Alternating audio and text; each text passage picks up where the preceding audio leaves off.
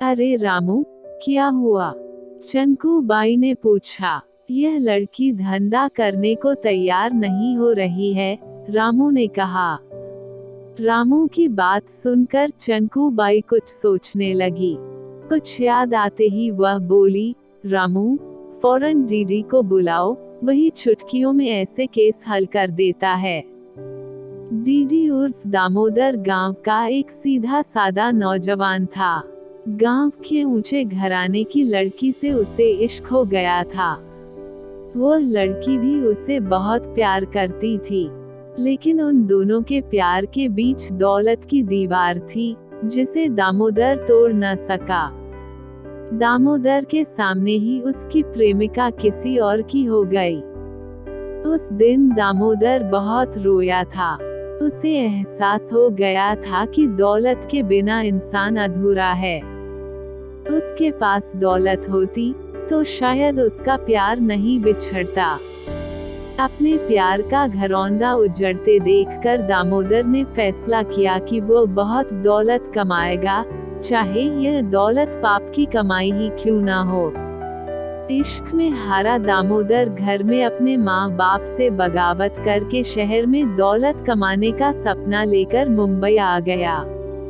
मुंबई में दामोदर बिल्कुल अकेला था। काम की तलाश में वह बहुत भटका, मगर उसे काम नहीं मिला। एक दिन दामोदर की मुलाकात रामू से हो गई। दामोदर ने उसे अपनी आपबीती सुनाई तो रामू को अपनापन महसूस हुआ। वह बोला, मैं तुम्हें काम दिला सकता हूँ, पर उस काम में जोखिम बहुत है और पुलिस का डर भी है।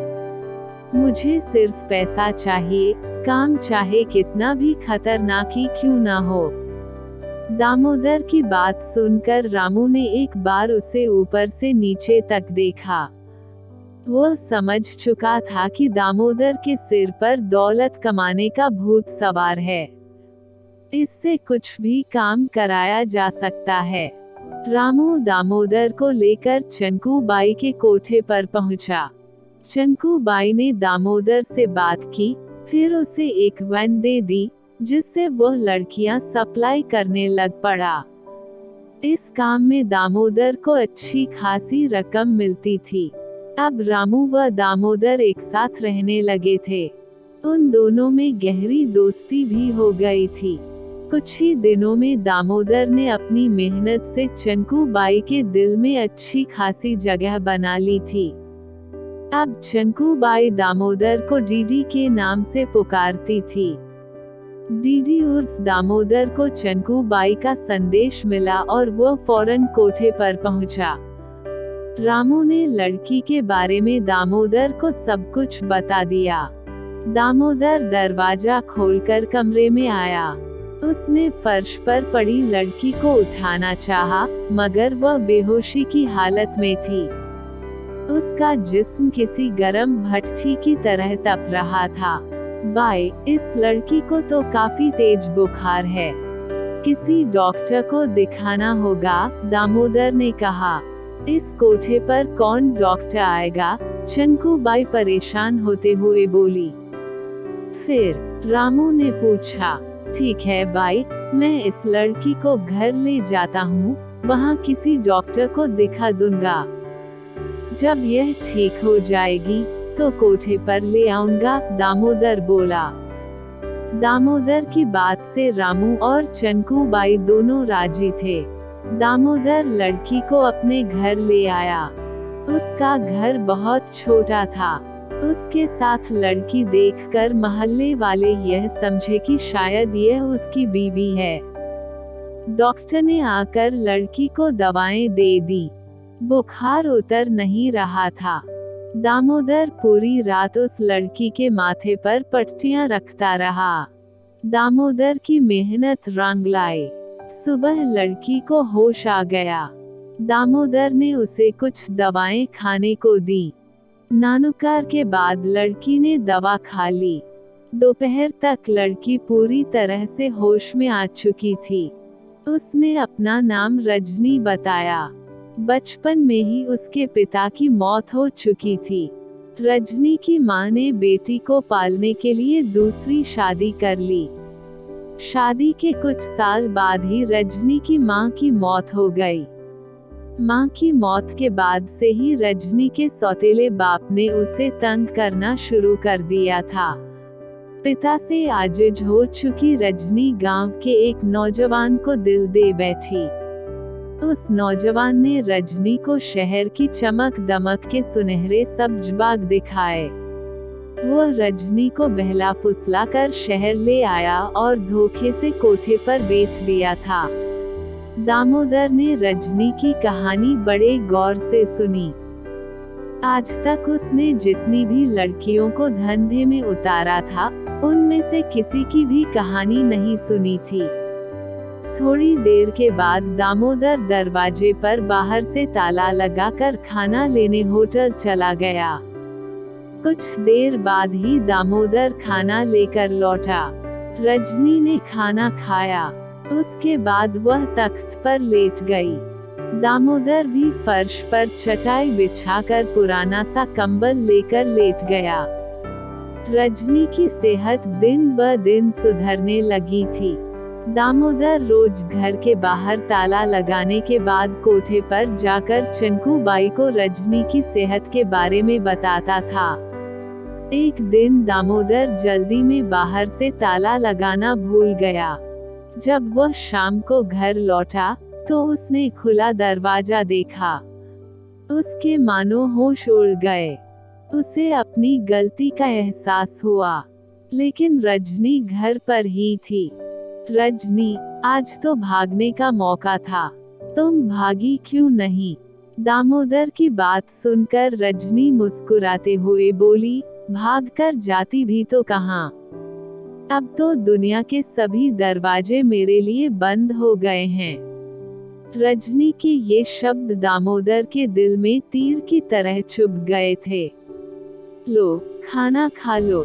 दामोदर ने खाने का पैकेट रजनी को देते हुए कहा। नहीं, आज मैंने घर पर ही खाना बना लिया था। आप हाथ मुंह धो लीजिए, मैं खाना परोसती हूँ, रजनी बोली। दामोदर ने रजनी के हाथ का बना खाना खाया। आज पहली बार मां के बाद उसने किसी दूसरी औरत के हाथ का बना स्वादिष्ट खाना खाया था। खाना खाने के बाद दामोदर पुराना कंबल लेकर जमीन पर लेट गया। रजनी भी तख्त पर लेट गई, पर उन दोनों को नींद नहीं आ रही थी। वे दोनों अपनी अपनी जगह पर करवटें बदलते रहे। सर्दी भरी रात में दामोदर ठंड से सिकुड़ता जा रहा था, लेकिन रजनी जाग रही थी। रजनी लेटे हुए ही दामोदर को देख रही थी। शायद दामोदर सो चुका था। रजनी ने अपनी रजाई उठाई और वह भी दामोदर के साथ सो गई। सुबह जब दामोदर की आंख खुली, तब तक काफी देर हो चुकी थी। रजनी ने अपना सब कुछ दामोदर को सौंप दिया था। दामोदर अपनी इस गलती के लिए शर्मिंदा था। दामोदर तैयार होकर जैसे ही कोठे पर जाने के लिए निकला, सामने रामू अपने गुंडे लेकर पहुंच गया। वह रजनी को लेने आया था, पर दामोदर ने रजनी के बीमार होने की बात कही और उनके साथ कोठे पर चला गया। अब दामोदर रजनी को कोठे पर नहीं लाना चाहता था। शायद उसे रजनी से प्यार हो गया था। दामोदर ने अपने प्यार वाली बात रामू को बताई। रामू ने दामोदर को चंकू बाई के कहर का वास्ता दिया और आगे से ऐसी गलती न करने की राय भी दी। दूसरे दिन रामू जीप लेकर रजनी को लेने दामोदर की खोली में पहुंचा, तो दामोदर वहां नहीं था। उसके कमरे के बाहर ताला लटका देखा। रामू समझ गया कि दामोदर रजनी को लेकर कहीं भाग गया है। जब यह खबर चंकू बाई को मिली, तो वह गुस्से से तिलमिला उठी। उसने फौरन शहर में गुंडे फैला दिए थे, ताकि दामोदर और रजनी शहर से बाहर न जाने पाएं। अब सारे शहर में चंकू बाई के आदमी घूम रहे थे, पर दामोदर और रजनी का कहीं अता पता नहीं था। रामू भी कुछ आदमियों को लेकर रेलवे स्टेशन पर तलाश कर रहा था। हथियारों से लैस चंकू बाई के आदमी ट्रेन के हर डब्बे की तलाशी ले रहे थे। रामू जैसे ही डब्बे में घुसा, सामने दामोदर और रजनी को देखकर ठिठक गया था। रजनी किसी अमरबेल की तरह दामोदर से चिपकी थी। रामू को देखकर वह कांप उठी। दामोदर भी रामू की आंखों में आंखें डाले देख रहा था। उधर ट्रेन चलने के लिए हॉर्न दे रही थी। रामू, वे इस डब्बे में हैं क्या? चंकू बाई के किसी आदमी ने चिल्ला कर पूछा। नहीं, इस डब्बे में कोई नहीं है। चलो, कहीं दूसरी जगह ढूंढे। रामू की यह बात सुनकर दामोदर और रजनी की जान में जान आई। रामू ट्रेन से नीचे उतर गया था। वो खिड़की के पास से गुजरते हुए बोला, जाओ मेरे दोस्त, तुम्हें नई जिंदगी मुबारक हो। तुम दोनों हमेशा खुश रहो। इस दलदल से निकलकर एक नई जिंदगी जियो। ट्रेन चल चुकी थी। दामोदर ने खिड़की से बाहर देखा। रामू जीप स्टार्ट करके चंकू बाई के आदमियों के साथ दूर जा चुका था।